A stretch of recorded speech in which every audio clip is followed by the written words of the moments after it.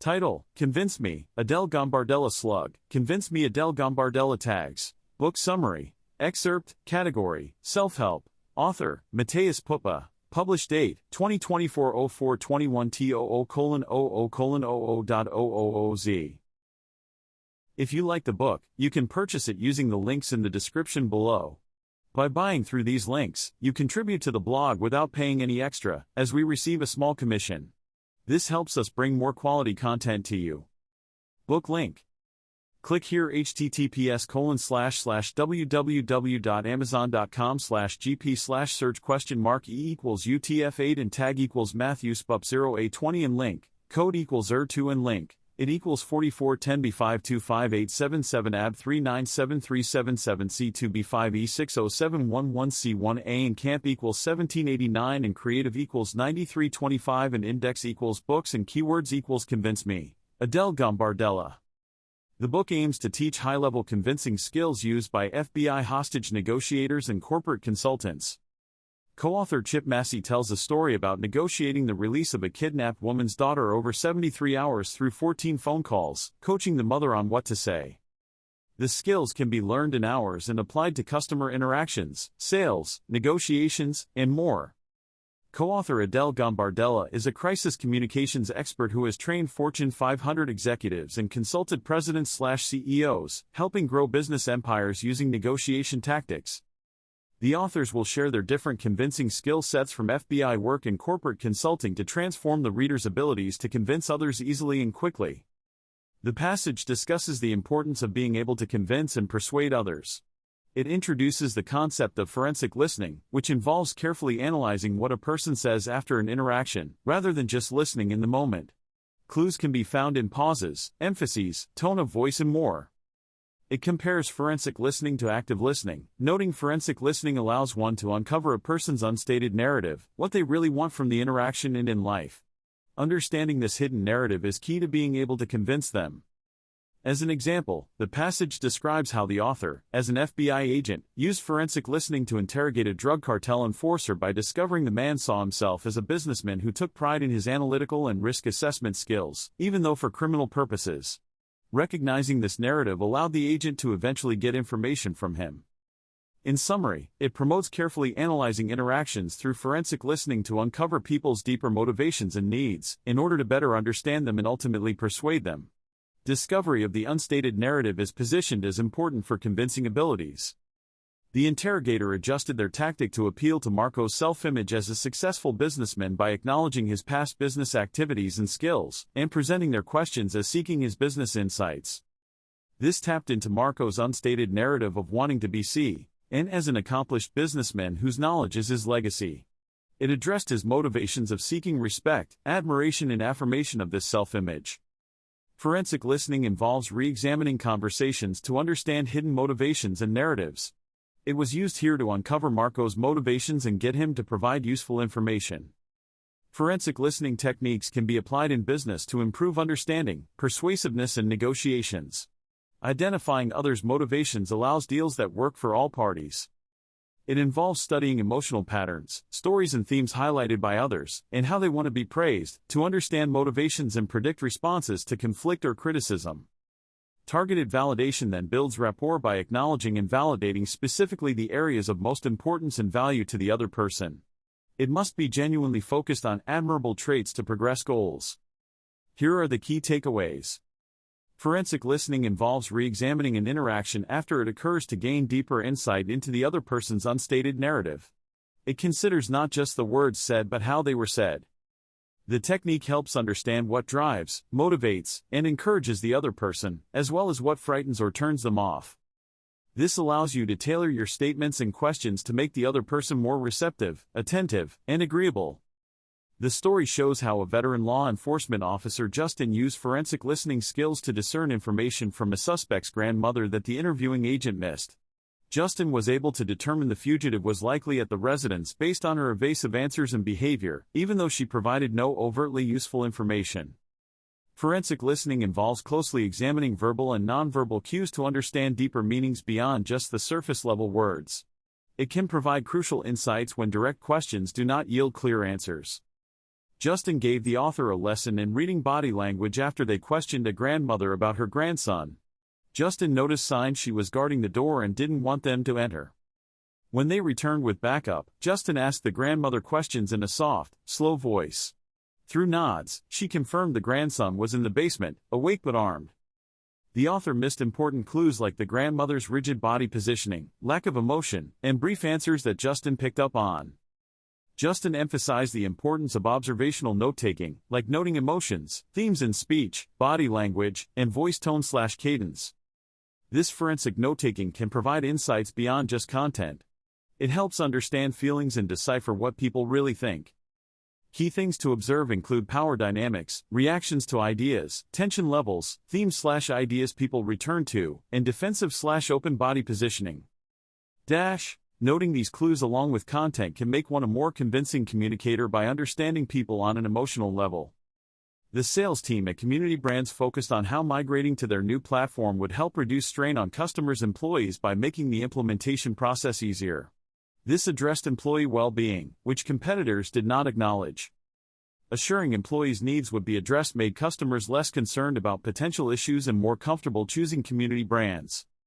A defense contractor improved drone sales by 30% after switching to an emotional sales pitch focused on inspiring confidence, belonging, and mission success. Military retirees battle-tested the drones to credibly convey these messages. To uncover people's unstated narratives, one must create safety for them to open up. Active listening skills like minimal encouragers, open-ended questions, and labeling emotions can reveal more. Forensic listening like maximum compliments and pattern recognition provides deeper understanding. Examining a situation with an angry boss microscopically and macroscopically, including noting emotional, thematic, body language and voice patterns, provides insights on how to constructively engage post-apology when receptivity may be higher. Understanding a person's emotional state and drivers is important for being convincing and influencing them. Pay attention to their emotions, word choices, body language, etc. When interacting with a boss or client who is upset, reverse the focus from your own stress/anxiety to understanding their perspective and how to solve their problem. Stay calm and analytical. Listen without being defensive. Apologize even if you don't think you're at fault to de-escalate tensions. Ask questions to understand the real issue and their concerns. Guide the conversation towards solutions rather than blame. This helps sync your analytical thinking with theirs to find a solution together.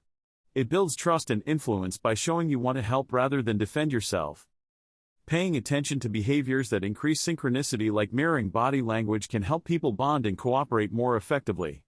The goal is to align your thinking with the other person's to convince them of your perspective or idea. So in summary, understanding emotions, focusing on their perspective over your own stress, actively listening without defending yourself, and finding solutions together can help convince others and increase your influence. It utilizes principles of emotional intelligence and neuroscience.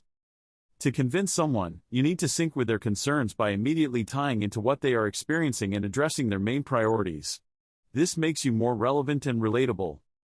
Over time, using forensic listening techniques to understand people's behavior patterns can help you relate to them better and see things you didn't notice before. This leads to insights about how they think and what may be bothering them. It's important to stay calm and provide mitigation rather than getting defensive. Apologizing for any effect on them and helping resolve issues builds trust and positions you as an ally. The article discusses Chip and Adele's technique of doing a 22-second reading of someone to get a quick sense of their energy, demeanor and whether they want to connect or impress. They analyze interactions using the 6 sides: your style, story and state, and their style, story and state. This involves observing appearance, behavior, communicated versus real narratives and moods. Understanding people's beliefs, desires and values gives ultimate influence by allowing you to emphasize and connect on what matters most to them. So in summary, the key is syncing with others by understanding their perspective, staying calm and solutions-oriented, and reading people on multiple levels through observation and active listening.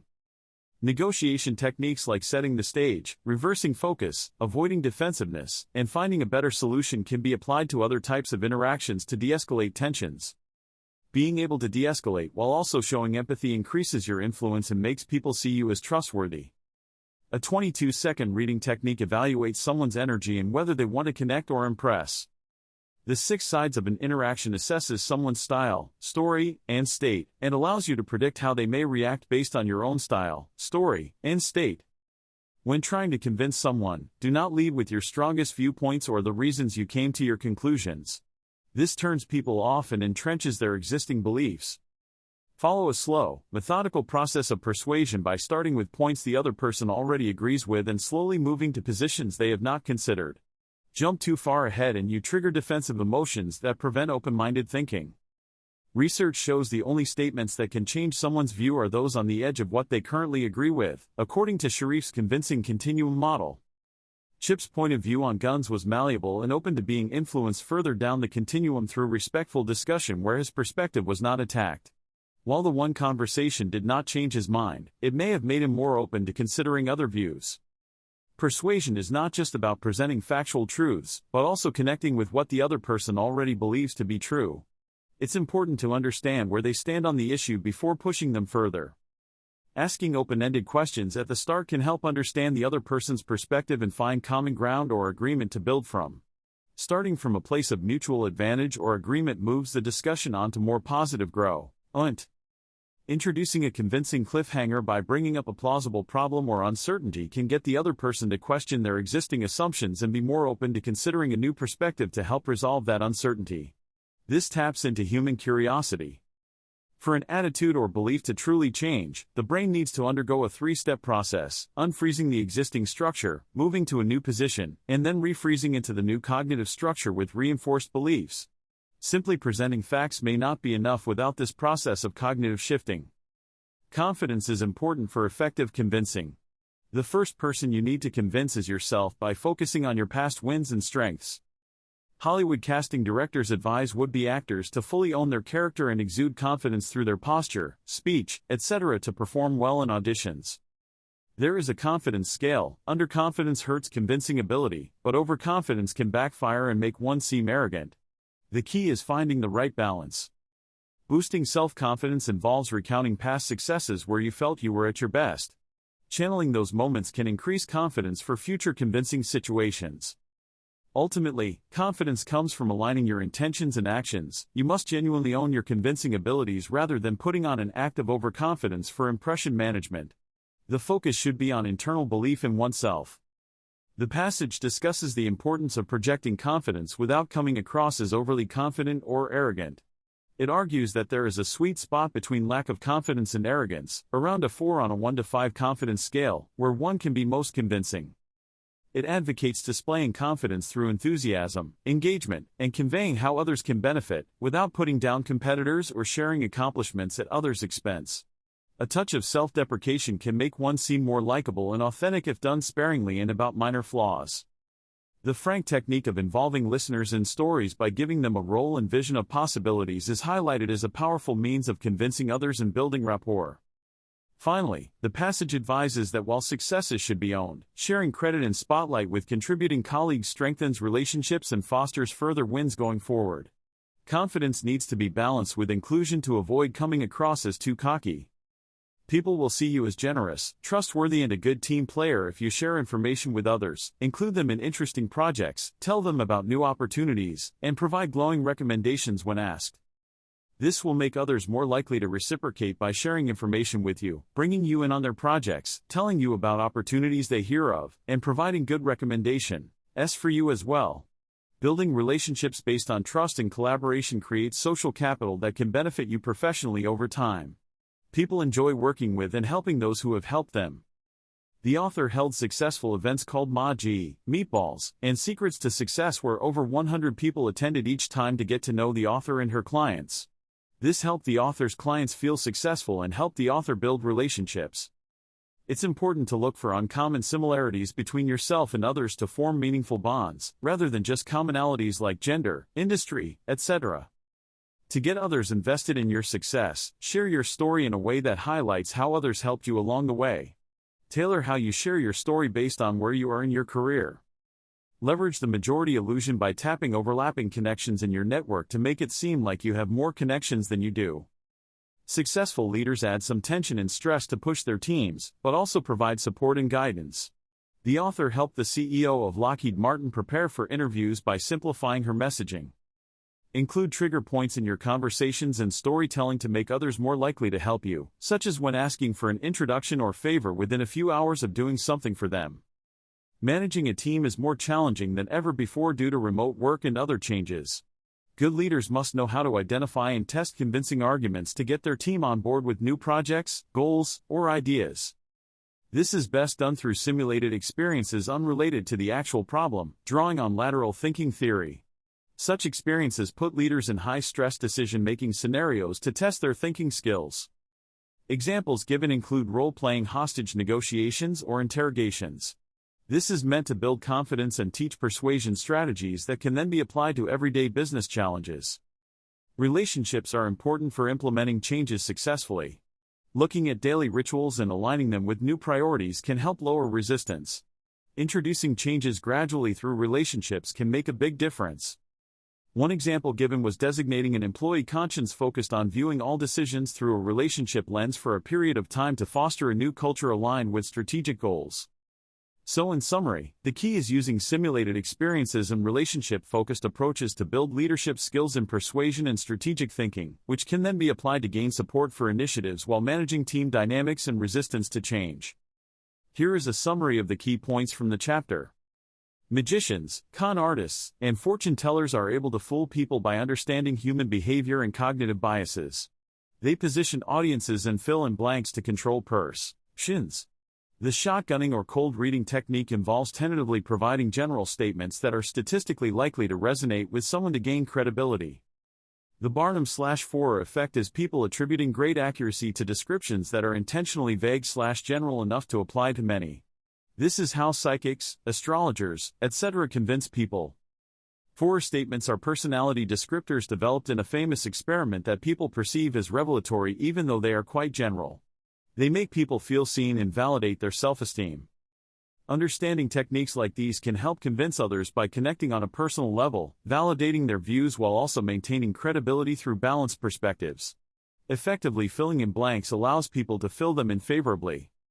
The key takeaway is that magicians, con artists and fortune tellers are able to fool people by tapping into human cognitive biases and controlling perceptions. Understanding these techniques can help forge connections and build trust when trying to convince others. Here is a summary of key points from section 7.1. Forer statements are personality descriptors that seem accurate to most people, allowing psychics, tarot readers, and con artists to appear convincing. They work due to the Barnum effect, where vague statements are seen as accurate. Forer developed 12 basic personality descriptors that resonate with people in a personal way and elicit revealing responses.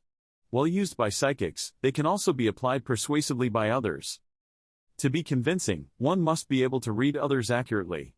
However, most people are not very good at this. Forer statements can stimulate responses that provide insights into others. Questions are an effective way to gain information and seem engaged.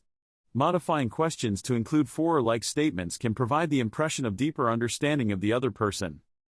Applying Forer statements on dates to appear intuitively connected can help win others over and potentially form a relationship. The goal is to understand others and have them see you positively. Understanding motives through questioning and use of Forer statements is key in business, negotiations, hiring, and personal relationships to be persuasive. Chip is a hostage negotiator for the FBI. He receives the phone number of a fugitive suspect named Jeff who has been on the run for 8 months. Chip's goal is to get Jeff to turn himself in by building trust and establishing an emotional connection. He starts by introducing himself and asking questions to try and learn more about Jeff. When the questions don't yield a response, Chip empathetically describes what life must be like for Jeff as a fugitive, the stress, lack of money/resources, inability to contact family, etc. The goal is to create a trust narrative where Jeff sees Chip understands his situation and predicament. Chip wants Jeff to feel heard and understand his perception of reality. Building trust and rapport is critical for hostage negotiators and applies similarly in business. Understanding others' emotions and perspective helps create a connection to get the information or outcome desired. Chip's methods demonstrate dialing into the other person's situation, collaborating with them through understanding, and appealing to their underlying desires/emotions to help move them towards a resolution. Chip described 2 separate proffer sessions with individuals accused of fraud, Valerie and John. Valerie vehemently denied any wrongdoing but couldn't provide specifics to back up her story. Her demeanor was very emotional and hostile. John also denied involvement at first. But when confronted with evidence against him and told Valerie had blamed him, he started to admit guilt. Chip used empathetic questioning with John, acknowledging he seemed like a decent person who got in over his head. This helped John open up and eventually confess fully. Empathy is a powerful persuasion tool that enables connection and understanding between individuals. It allows the other person to save face and feel heard, making them more likely to cooperate. Storytelling activates neural synchronization in listeners' brains through emotional engagement and anticipation. This helps ideas and messages stick in the memory. Timing conversations strategically based on factors like fatigue can also impact persuasiveness neurologically. Developing a pattern of life, POL, for key people provides insights into their personality, communication style, values, stress levels, etc. This helps predict behavior and tailor interactions. Sources for a POL include social media, records, interviews with others, observing communication styles via email/meetings, and monitoring behavior in and out of the office. Specifically for a business leader, their emails may reveal strategic thinking, plans, who they favor/exclude, and how they want to be perceived. Out-of-office interactions like client meetings provide clues into how they treat others and whether their behavior changes depending on context/audience. What a leader emphasizes and rewards in retelling events suggests their values. Problems may arise if they overly mentor sycophants. Developing a POL takes ongoing notes on interactions over time to build a granular psychographic profile for understanding and strategizing engagement. The next chapter will discuss techniques for effectively reading people and opening doors at the right time through mastering nonverbal cues, empathetic listening, and considering emotional/mental states. The passage describes using observations and checklists to analyze problematic bosses and understand their behaviors, motivations, and influences. It discusses a client, Amelia, who was having difficulties with her boss Janice. They recommend Amelia closely observe Janice's daily behaviors and interactions to build a problematic boss checklist. Some things Amelia noticed included Janice having favorites, being distracted caring for sick parents, disliking tasks after a certain time, and praising others who anticipated her needs. Based on these observations, Amelia adjusted her approach to give Janice more support by managing deadlines, offering reminders and options, and praising Janice to others. This improved their working relationship. It also advises observing interactions between the boss and their favorites to learn successful strategies. Details like posture, humor, questioning styles can provide insights. The concept of mind mapping is introduced as a way to quickly understand someone based on known details, informed assumptions, and connecting related insights to develop investigative strategies. So in summary, it provides a framework and checklist for carefully observing bosses to understand problematic behaviors and relationships, with the goal of improving work interactions and predicting behavior. Observation of favorites can also reveal successful strategies. The passage discusses two different types of convincers, emotional convincers and intellectual/fact-based convincers. Emotional convincers rely heavily on personal anecdotes, examples, and stories designed to elicit an emotional response. Their arguments are truth-laced with heavy emotion. They lead from personal experience. Intellectual convincers rely on memorizing facts, figures, and data. They let the data do the talking in their arguments. It's important to understand which type you naturally are, emotional or intellectual, so you can calibrate your approach. You also need to understand the other person's type to effectively convince them. The techniques of each type are discussed. Emotional convincers use exaggerated personal stories while intellectual convincers rely on presented facts and figures. The key takeaway is understanding your own convincing style and that of the person you're trying to convince helps you tailor your arguments better and improves your ability to persuade them. The passage describes different techniques people use to convince others emotionally or with facts. It gives examples of both. An emotional convincer is described as Bonnie, a realtor who focused on highlighting the upgraded kitchen when showing a house, glossing over outdated bathrooms. This was likely to get a higher offer price by avoiding negatives. A fact-based convincer is then defined as someone who cites statistics, studies, and data to support their arguments. An example is given of a speaker who loses credibility by exaggerating facts about U.S. President heights. The passage then discusses convincing a board of directors to move a conference in protest of a new discriminatory law. An emotional survey of members helped convince, along with presenting factual results.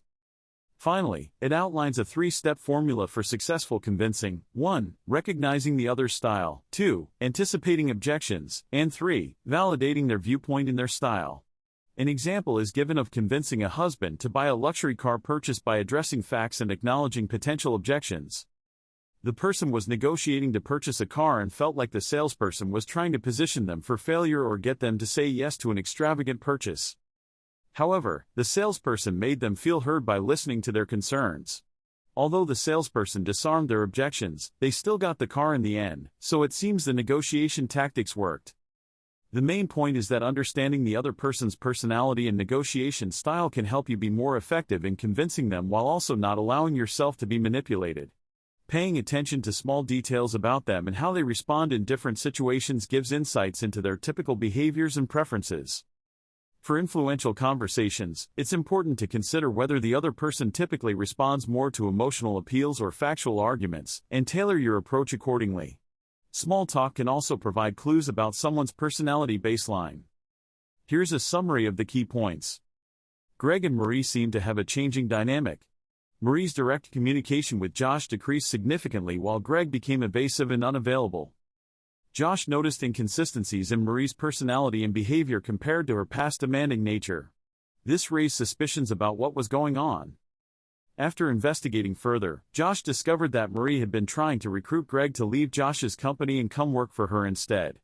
This would have cost Josh's company a significant amount of business. Josh addressed the issue directly with Greg, who admitted to Marie's recruitment efforts. Josh then involved his company's HR and legal teams to prevent losing the business. Josh strengthened his relationship with the main client by taking quick action and being upfront about the situation. Having a baseline understanding of Marie and Greg's normal personalities helped Josh recognize the inconsistencies. So in summary, Marie appeared to be trying to poach Greg from Josh's company in order to take their business away. Josh was able to confront the issue head-on and maintain the relationship by paying attention to changes in personality compared to past interactions. Understanding typical behaviors helped expose what was really going on behind the scenes. Guidelines for diagnosing and treating Lyme disease were updated, which changed options for doctor visits, medicines, and treatments. This made many patients unhappy. To try to find agreement, the Infectious Diseases Society of America, IDSA, focused on getting better funding for research into Lyme disease causes and treatments. IDSA asked patients to join petitions asking medical groups to address Lyme disease and its effects. They also interviewed patients, doctors, and practitioners. While not everyone was convinced, many patients felt they had a clearer direction on how to think about and deal with their diagnosis. This experience demonstrated IDSA's three-step formula for convincing a group. 1. What do I want them to think? 2. What do I want them to feel? 3. What do I want them to do? For Lyme patients, IDSA wanted them to realize they care about patient well-being, feel supported by research, and ask for better medical research. The key is that IDSA focused the discussion on an area of agreement, funding for research, to help address patient concerns, even if full consensus was not reached. Here are some predictions for how companies may adapt to attract and retain talent in the future. The remote work revolution. More companies will embrace remote and hybrid work models to access talent anywhere. This will be called the remote work revolution. The digital personalization trend. Companies will use advanced data and technology to personalize the employee experience digitally. From training and perks to communication and scheduling, everything will be tailored to individual needs and preferences. The gamified upskilling trend. Companies will adopt game-like approaches to encourage on-demand learning and skills development for employees. Micro-credentials and virtual badges will motivate employees to continuously upskill via gamified learning platforms. The hyper-localized talent pools trend. To source niche talent, companies will turn to hyper-localized talent pools in specific cities/regions. Non-traditional outreach methods like local forums, niche job boards and community partnerships will identify key talent beyond major metro areas. Research by Dunning-Kruger shows that people tend to overestimate their own abilities. This can negatively impact decision-making and prevent changing approaches. Research by Marwa shows the brain has information bottlenecks when trying to process multiple tasks simultaneously. Allowing a 1-second delay between tasks alleviates this effect. In negotiations, pausing to think can cause one to miss critical information. Having predefined roles helps compensate for what individuals may miss. A team-based approach to negotiations is recommended, with roles like speaker, decision maker, and behavioral analyst. One person taking on all roles is unrealistic. The FBI takes a team approach to crisis negotiations, with empathy as a key tactic. Roles include on-scene commander, coach, team leader, investigator, intel, and liaison. Having at least one other person involved in important negotiations, even if just forming a team of two, is recommended to allow roles and chemistry to be worked out in advance. Crisis situations provide an opportunity to change beliefs but require a coordinated, team approach. Emotions are an inevitable part of negotiations, and trying to remove them is unrealistic. Understanding emotions can help convince others and achieve goals. Having a partner or coach during negotiations helps keep morale and perspectives balanced, especially when things aren't going well. Roles and boundaries should be decided in advance. Post-negotiation review with a partner can provide valuable insights by objectively analyzing behaviors, language, emotions displayed during the discussion. Negotiation experience is important. Inexperienced negotiators often undervalue themselves initially. A tiered bracketing approach when determining pricing or terms is recommended. Qualities of a natural negotiator include laser-focused concentration on the other party, remaining calm and free of doubt, and a genuine passion for helping the other side achieve their goals. These can be learned skills. Having empathy for the other party's perspective and ensuring both sides feel they achieved a mutually satisfactory outcome is important for building long-term, trusting relationships. The passage describes a negotiation between a consultant team and Discovery Channel producers over the terms of a reality TV show contract. The producers initially offered a low standard rate of $2,500 to $3,000 per episode for the talent. The consultants moved the conversation in a positive direction. They stressed the uniqueness of the talent they were offering and took away worry by guaranteeing the same rate for a year even if the show succeeded. They also appealed to the producers' self-interest by noting the potential career opportunities if the show took off. One consultant used visioning and positive predictive statements to get the producer excited about the deal potential. Referring to the calculated risk-taking needed for career success, they convinced the producer to take a risk on the show. The passage notes that entering a flow state, where ideas come effortlessly and the negotiation process feels organic, can help negotiate optimal results. It advises using details learned through forensic listening to understand the other party and get them into a similar focused, clarity-minded state of flow. This approach allowed the consultants to successfully negotiate a higher rate of $4,500 per episode for the talent. Successful negotiators are able to float above the problems and view the situation objectively to achieve a win-win solution and get both parties into a flow state. Disney chairman Robert Iger skillfully negotiated the acquisition of Star Wars by taking time to build trust with George Lucas and understanding his main concern of losing control over his creation. Iger addressed this concern directly to seal the deal.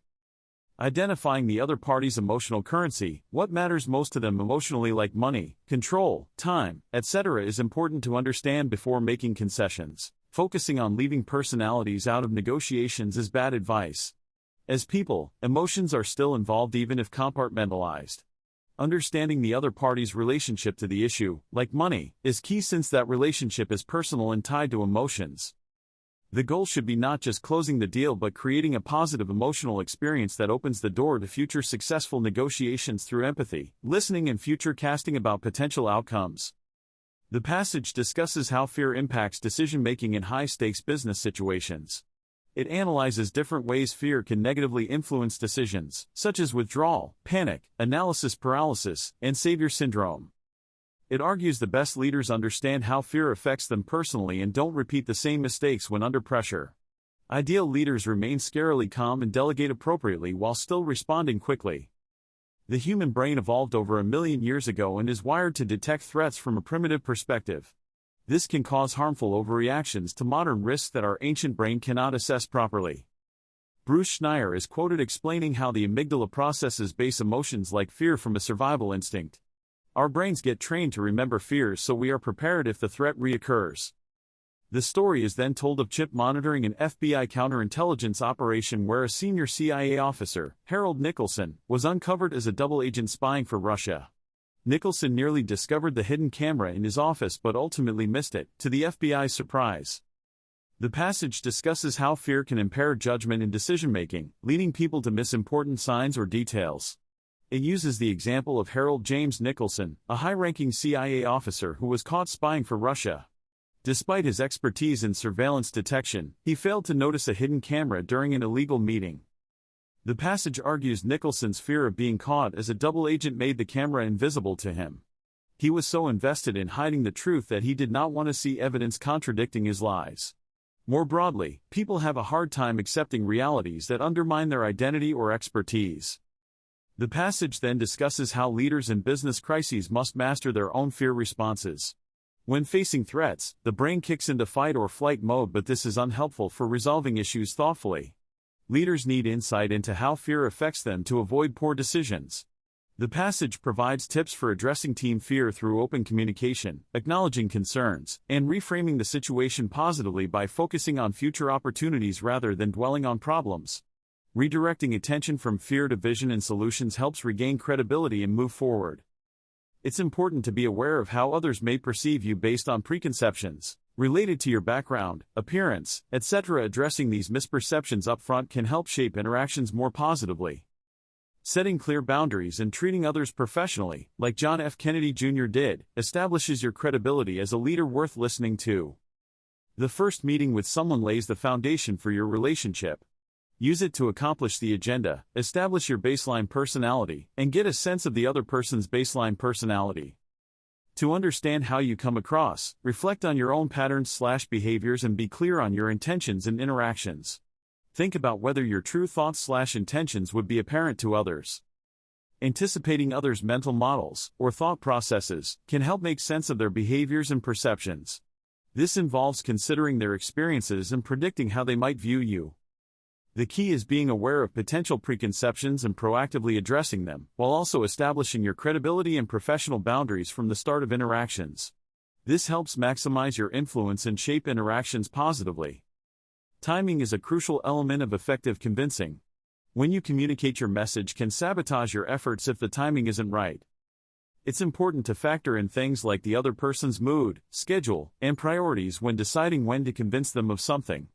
For example, don't ask for a raise when your boss is stressed about other issues.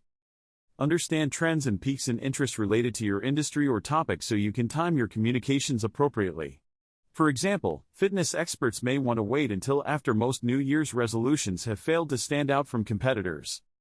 Consider moments when others in your field are quiet to insert your message. Bucking trends by being timely with insights when others have moved on can be effective. Timing is especially important when trying to convince a broader audience through marketing, PR, etc. Understanding current events and news cycles helps ensure your message reaches people when they are receptive to it. So in summary, effectively timing your communication and considering things like the mood, priorities and interests of your target audience is a crucial element of being a convincing and persuasive communicator. The passage discusses some key principles for effectively convincing others, including the importance of repeatability. It suggests coming up with catchy phrases or hooks to drum important messages into people's minds through repetition, like political slogans. The key points are to identify the 2 or 3 most important arguments to make and find ways to subtly repeat them throughout the pitch or presentation. This helps make the ideas more memorable and impactful, just like an earworm song that gets stuck in people's heads. Mastering repeatability is a technique that can help improve one's ability to persuade and convince an audience. Here are some key points from the provided text. When getting feedback from your new team, position yourself as a good listener who values everyone's opinion. This will generate goodwill. Observe team dynamics like who talks the most, who looks up to who, to learn about your new team members. With a team that was previously micromanaged, create an environment where people feel supported to take risks and fail sometimes. Understanding their perspective is important. Move a traumatized team along the convincing continuum with messages about understanding the past and affirming the present and future. Give them a cliffhanger to think about proposed solutions. When convincing someone you don't manage to complete a task, appeal to how it will benefit them personally and professionally. Point to past interactions for insights. Use facts, data, and praise publicly to motivate them. Setting a new sales target, there may be resistance. Explain the rationale transparently and give the team opportunities to provide input and feedback on how to achieve the goal. Address concerns respectfully. The key themes are understanding other perspectives, creating an environment of support, moving people along the convincing continuum, appealing to personal benefits, and respectfully addressing concerns with transparency and feedback. Here are the key details from the situation. You were on a flight that was canceled. You've been on hold with the airline's customer service line for 30 minutes listening to repetitive hold music. When the agent finally picks up, you sense an attitude/lack of enthusiasm from them. You want your new flight booked as smoothly as possible. The best approach is to display empathy for the customer service agent's position. They have likely been dealing with angry customers for hours and the cancellation is not their fault. Matching or escalating their attitude will only make the situation harder to resolve. Some convincing tools to use. Speak in an empathetic tone of voice to convey understanding of their difficult job. Validate their experience by acknowledging they must deal with many irate callers. Apologize for the long hold time in a genuine way to diffuse tension. Focus the conversation on solutions rather than frustrations. Displaying empathy and understanding for both your future self and the agent is the most effective path to a cooperative discussion and positive outcome. An antagonistic approach risks delays or undesirable booking results. Here is a summary of the relevant situation. You want to convince your boss to approve funds for your department's projects. As one of 12 department heads reporting to the same senior vice president, you are all competing for a larger share of the budget. Some key points on how to convince your boss. Present your business case using the convincing continuum. Start from a point of agreement rather than indirectly asking for money. Reference something your boss has previously said or believes in using the reach-back technique. Focus on benefits for the department and company, not personal success. Do some future casting to paint a picture of what more funding could achieve. Leave your boss with a convincing cliffhanger to ponder overnight. Mention potential consequences of being underfunded to imply risks of not approving your request. Provide new information about your department's value to support your case.